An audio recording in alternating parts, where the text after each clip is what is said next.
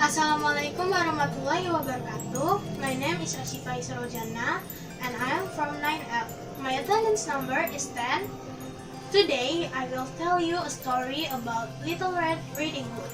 Enjoy! Once upon a time, there lived in a certain village a little country girl, the prettiest creature who was ever seen.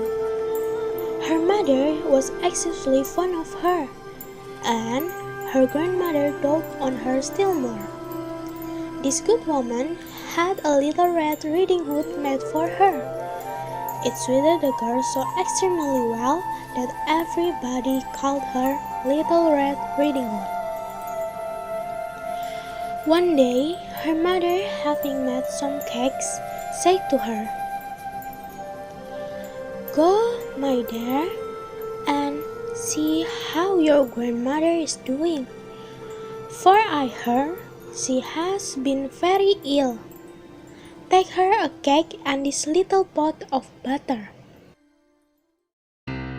Little Red Riding Hood set out immediately to go to her grandmother, who lived in another village. As she was going through the wood, she met with a wolf who had a very great mind to eat her up, but he dared not, because of some woodcutters working nearby in the forest. He asked her where she was going. The poor child, who did not know that it was dangerous to stay and talk to a wolf, said to him, "I am going to see my grandmother and carry her a cake and a little pot of butter from my mother." "Does she lie far off?" said the wolf. "Oh, I say, it is beyond that mill, you see, at the first house in the village," answered Little Red Riding Hood. "Well, and I'll go and see her too. I'll go this way and go you that, and we shall see who will be there first," said the wolf. The wolf ran as fast as he could, and the little girl took a roundabout way, entertaining herself by gathering nuts, running after butterflies, and gathering bouquets of little flowers. It was not long before the wolf arrived at the old woman's house. He knocked at the door. "Who is there?" asked the old woman. "Your grandchild, Little Red Riding Hood, who has brought you a cake and a little pot of butter sent you by mother," replied the wolf, counterfeiting his voice. The good grandmother, who was in bed because she was somewhat ill, cried out, "Pull the bobbin and the latch will go up." The wolf pulled the bobbin and the door opened, and then he immediately fell upon the good woman and ate her up in a moment, for it had been more than 3 days since he had eaten.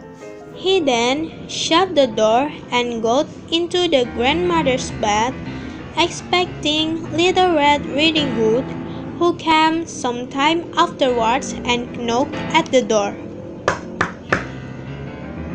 "Who is there?" asked the wolf.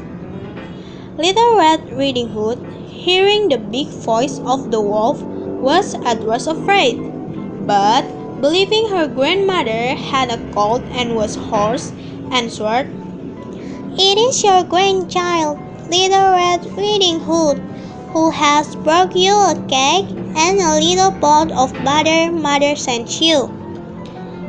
The wolf cried out to her, softening his voice as much as he could, "Pull the bobbin and the latch will go up." Little Red Riding Hood pulled the bobbin and the door opened. The wolf, seeing her come in, said to her, hiding himself under the bedclothes, Put the cake and a little pot of butter upon the stove, and come get into bed with me. Little Red Riding Hood took off her clothes and got into bed. She was greatly amazed to see how her grandmother looked in her nightclothes, and said to her, "Grandmother, what big arms you have!" All the better to hug you with, my dear. "Grandmother, what big legs you have!" All the better to run with, my child. "Grandmother, what big ears you have!" All the better to hear with, my child. "Grandmother, what big eyes you have!" All the better to see with, my child. "Grandmother, what big teeth you got!" All the better to eat you up with. And saying these words, this weak wolf fell upon Little Red Riding Hood and ate her all up.